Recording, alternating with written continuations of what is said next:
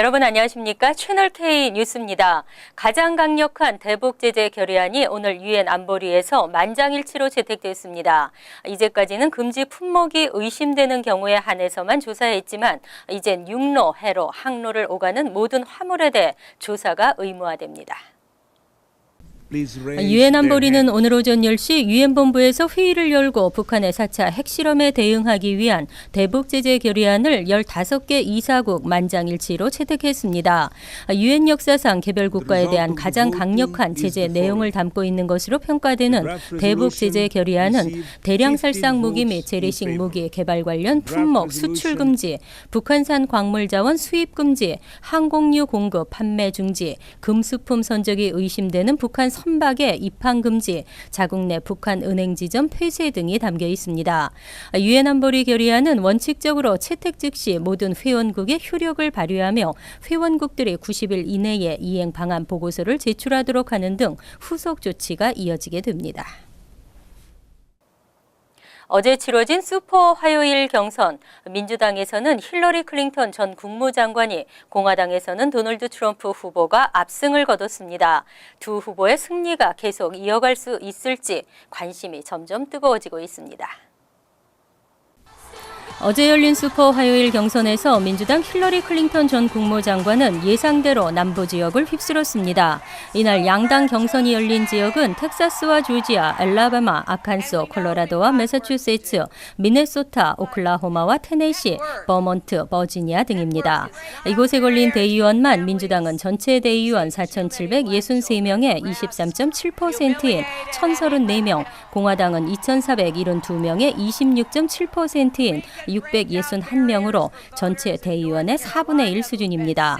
이날 힐러리 클린턴 전 국무장관은 텍사스와 조지아, 엘라바마, 버지니아, 테네시, 아칸소주에서 압도적인 표차로 승리를 확정했습니다.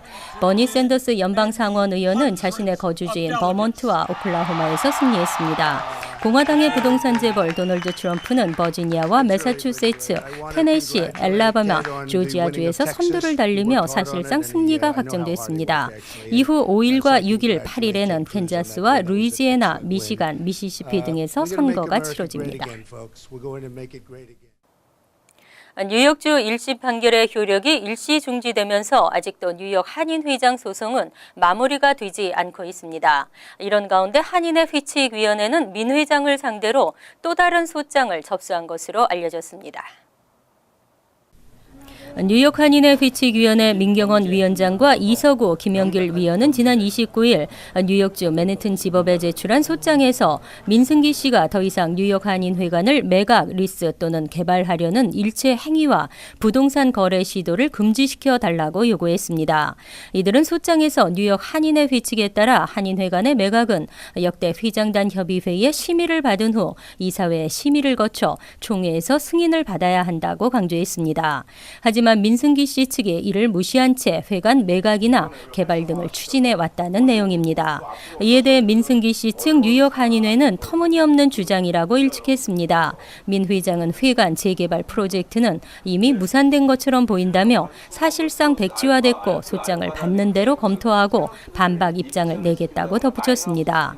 한편 지난 25일 뉴욕 항소법원은 김민선 회장의 승소를 결정한 1심 판결의 효력을 중지시켜 달라는 민 회장의 긴급 보류 신청을 일시 수용한 바 있습니다. 이달 7일까지 양측으로부터 이의 신청과 반박 자료를 접수한 뒤 합의 재판부에서 긴급 보류 수용 여부를 결정할 예정입니다. 다음 달에 있을 펠팍 교육위원 선거에 뉴저지주 펠팍 전 부시장 제이슨 김 씨가 출마를 밝혔습니다. 교육계에서 일한 경험을 바탕으로 한인 커뮤니티에 봉사하고 싶다는 뜻을 밝혔습니다. 뉴저지 펠팍 전 부시장인 제이슨 김 씨가 오는 4월 펠팍 교육위원 선거에 출마한다고 밝혔습니다. 김 씨는 지난해 8월 제임스 로튼도 펠팍 시장에 의해 부시장직에서 해임 조치된 바 있습니다.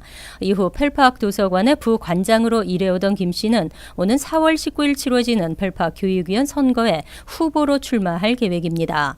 김 씨는 지난 2010년부터 버겐 카운티 테크니컬 스쿨 교육위원으로 계속 일하고 있다며 이와 같은 경험을 바탕으로 펠팍 펠팍 지역 교육 발전에 이바지하고 싶어 출마를 결심하게 됐다고 밝혔습니다. 하지만 교육위원 출마가 정치적인 결정은 아니다라고 선을 그었습니다.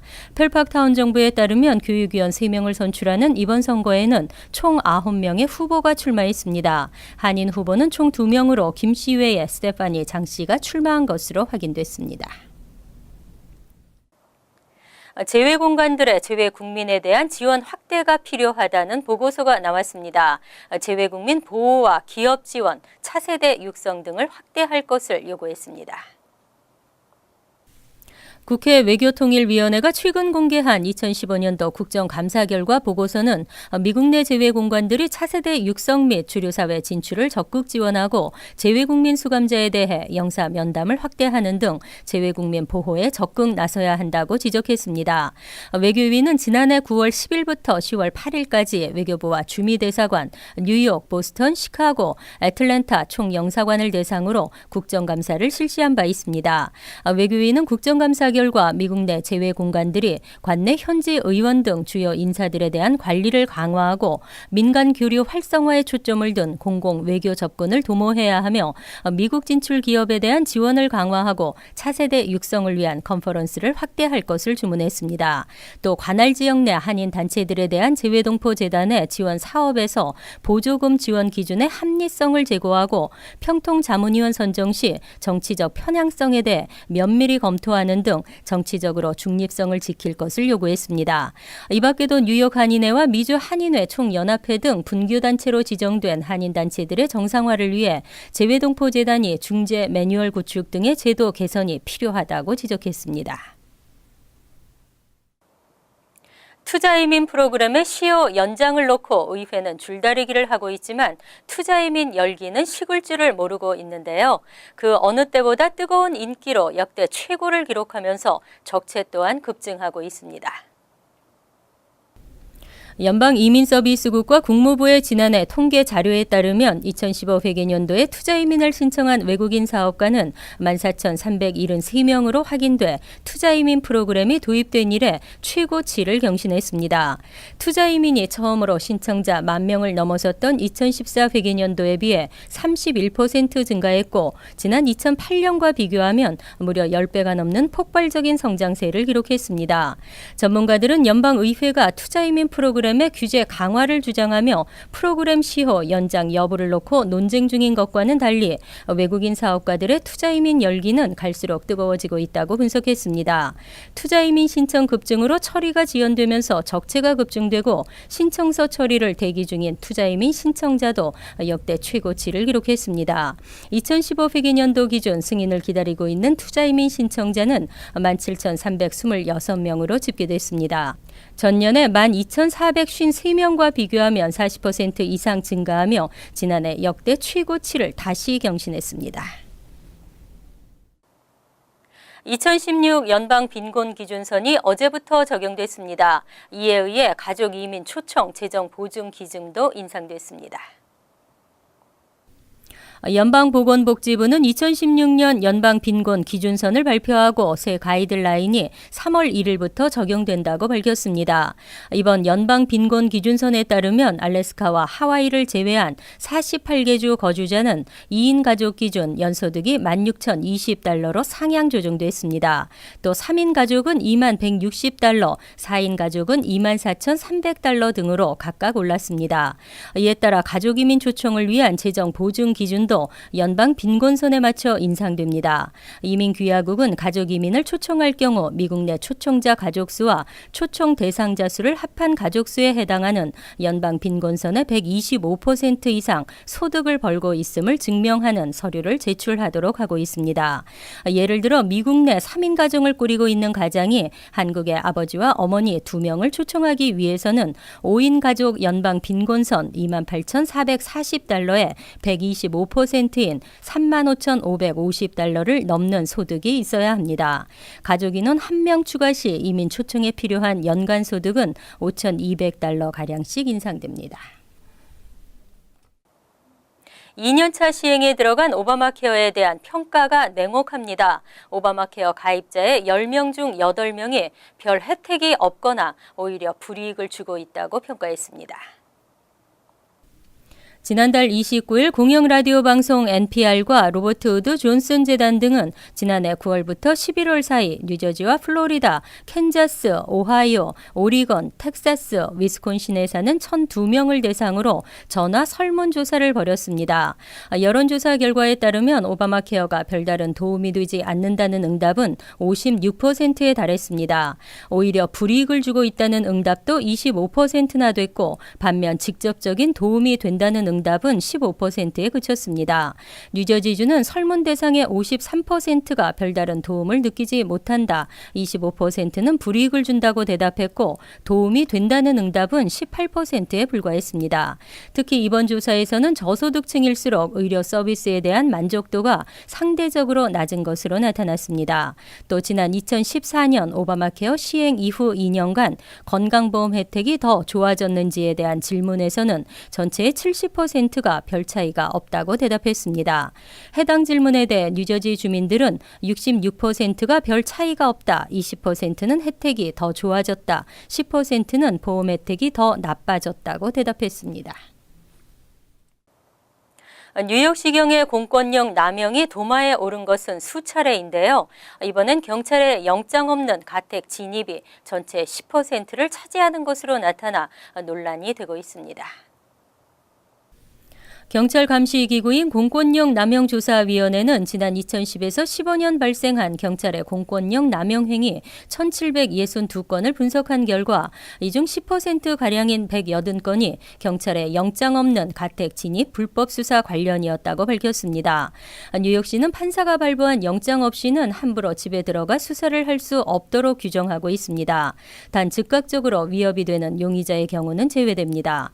조사 결과 180건 중 157건은 거주자가 집에 들어오는 것에 동의를 하지 않았는데도 불구하고 경찰이 막무가내로 들어간 사례인 것으로 지적됐습니다.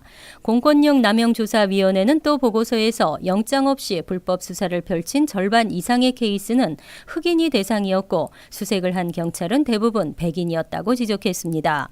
보고서에 대해 시경 대변인은 해당 케이스 180건에 연루된 경찰의 64%는 징계를 받았다며 경찰이 영장 없이도 가택 진입 수사를 펼치도록 허용하고 있는 위급한 경우에 대해 명확한 정의를 내리겠다고 밝혔습니다.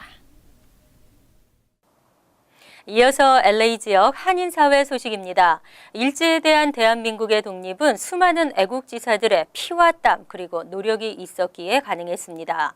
어제 3.1절 기념일을 맞아 LA 한인사회도 애국지사들의 충정을 기리기 위한 행사가 엄수됐습니다. 조한규 기자가 그 현장을 다녀왔습니다. 대한민국에 대한 일본의 국권 침탈로부터 독립을 쟁취하기 위해 전국 방방곡곡에서 울려 퍼졌던 만세 삼창. 1919년 김인현 3월 1일 발생했던 대한독립 만세운동 3.1절이 올해로 97주년을 맞았습니다. 3.1절을 기념하기 위해 그동안 개별적으로 이뤄지던 행사가 남가주 한인사회단체와 독립유관기관 등 20여 단체가 하나가 돼 나성한인연합장로교회에서 연합기념식을 개최했습니다. 이번 행사를 통해서 하나 되는 한인사회, 신뢰받는 한인사회가 될 수 있는 제2의 독립 3.1운동 정신을 되찾아가는 귀중한 계기가 되기를 바랍니다. 만석군의 딸 김마리아 여사, 영화 암살의 주인공 남자현, 이런 그 수많은 여성 독립운동가들도 더 많이 발굴하여 위로받는 시간이 되고 역사의 교훈으로 삼아야 될 것 같습니다. 김현명 LA 총경사가 대독한 3.1절 대통령 경축사에서 박근혜 대통령은 순국 선열의 뜻을 이어받아 자랑스러운 대한민국을 건설하자고 말했습니다.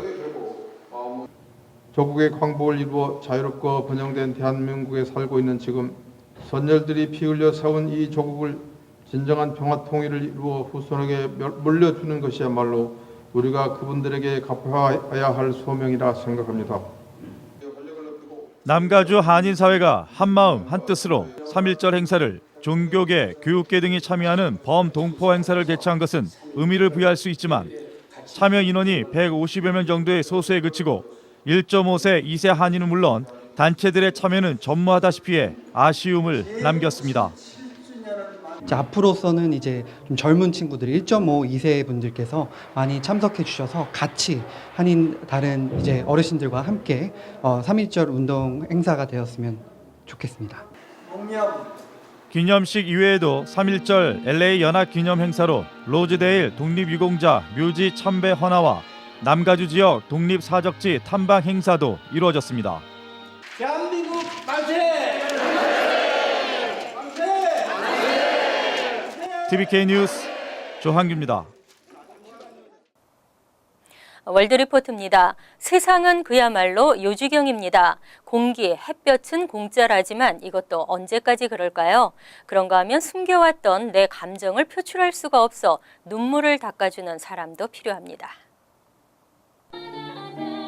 일본 도쿄의 한 사무실. 한자리에 모인 여직원들이 슬픈 영화를 보며 눈물을 흘리기 시작합니다. 그런데 젊은 남자가 손수건을 들고 나타나더니 여성들의 눈물을 조심스럽게 닦아줍니다. 처음 보는 남성이지만 여성들은 거부 반응 없이 감사를 표시합니다. かっこいい男性がこう来てくれるだけでもちょっとこう嬉しいなというかなんかこうワクワクするんですけど 이 남자는 이른바 꽃미남 울음 치료사로 불리는데 각종 스트레스에 시달리는 여성 회사원들이 마음껏 울 수 있게 도와주고 눈물을 닦아주는 서비스를 제공합니다. 皆さんですね、寒類療法士という資格を持ってですね、企業だったりだとか、医療の現場に行って感動の涙を広めるお仕事をさせていただいております。 여성들은 꽃미남 외에도 가수나 치과 의사 등 다양한 타입의 남성들 가운데 눈물을 닦아줄 사람을 고를 수 있습니다. 가수 타입의 울음 치료사는 전통 악기를 연주하며 여성 고객들의 감성을 자극합니다. 乾いた風そよぎ白い波のしなめもしまだ無意識のうちにその表に出せない感情を表に出せないという方がいらっしゃったらこのEKMSの宅急便ですねそれを利用してもらえたらいいな 눈물 서비스 비용은 한 번에 8만 원 정도. 적은 돈은 아니지만 마음껏 울고 속이 후련해진 여성들은 돈이 아깝지 않다는 표정입니다. 言葉に共感して今日は涙が出たんですけどでも非常にこうすっきりした感じがあって 작년부터 영업을 시작한 눈물 서비스 업체는 남 앞에서 감정을 잘 드러내지 않는 일본에선 함께 우는 것만으로도 놀라운 힐링 효과를 경험할 수 있다고 말합니다. 涙を一粒流しただけでストレス解消効果が1週間続くと言われていますのでお互いやはり社員さん同士で泣き顔を見せ合うという機会がありませんので 업체 측은 육아와 일이라는 이중의 스트레스에 시달리는 여성들이 늘면서 눈물 서비스에 대한 관심도 높아질 것으로 기대하고 있습니다. 간추린 소식입니다. 뉴욕 가정상담소가 맨해튼 미드타운의 위성사무소를 개설했습니다. 맨해튼 사무소에서는 지난해까지 진행됐던 성폭력과 성추행 피해자들을 돕는 프로그램인 치유 프로젝트를 확대 회복 프로젝트를 실시합니다. 가정상담소는 접근성이 용이한 맨해튼 사무소에서 프로그램을 진행하면서 뉴욕, 뉴저지, 웨스트체스터, 커네티컷까지 수혜 대상을 늘려간다는 계획입니다. 생후 5개월 된 아들을 상습폭행에 숨지게 한 혐의로 체포됐던 뉴저지주 포트리거주 39세 최요섭 씨가 기소됐습니다. 어제 로커드 인터넷파는 뉴저지주 법원 대배심이 최 씨에 대해 살인, 아동안전위해, 가중폭행 등의 혐의로 기소 결정을 내렸다고 전했습니다. 최 씨는 지난해 7월 29일 아들을 상습폭행한 혐의로 체포됐고 8일 후 입원해 있던 아기가 숨졌습니다. 하지만 최 씨는 변호인을 통해 무죄를 주장했습니다. 뉴욕시에서 발생하는 사소한 경범죄에 대해서는 현장 체포가 아닌 벌금을 부과하기로 했습니다. 오는 7일부터 시행에 들어가게 되는데 쓰레기 무단 투기, 노상방뇨, 공공장소 음주 등의 경범죄에 해당합니다. 벌금은 교통위반 범칙금처럼 우편이나 온라인을 통해 납부할 수 있습니다. 하지만 무면허 운전과 차량 미수리, 폭행이나 마약 소지 등과 같이 강력범죄와 관련이 있을 경우에는 경범죄라도 체포가 가능합니다. 뉴저지주 상원소위원회에서 상속세 폐지 법안이 만장일치로 통과됐습니다. 뉴저지주는 메릴랜드주와 함께 상속세와 유산세를 모두 부과하는 유일한 주로 이로 인한 주민 이탈이 심각한 것으로 나타났습니다. 이에 크리스티 주지사는 지난 1월 신년 연설에서 상속세 폐지 추진을 밝힌 바 있습니다. 법안은 오는 2017년부터 상속세 부과 유산 기준을 단계적으로 높여 $540만 높여간다는 방침입니다. 환율과 증권 소식입니다.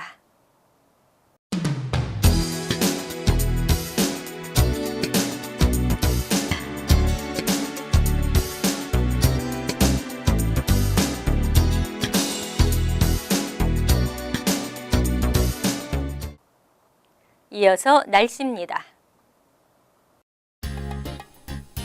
목요일은 다시 쌀쌀해지면서 가끔 흐린 날씨에 대체로 맑겠습니다. 낮 최고 기온은 38도, 섭씨 3도, 밤 최저 기온은 28도, 섭씨 영하 2도로 예상됩니다.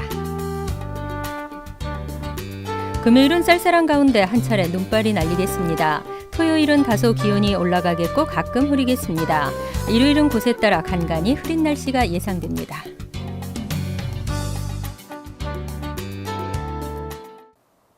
항상 여러분과 함께하는 채널 K 뉴스 여기서 마칩니다. 편안한 하루 되시기 바랍니다.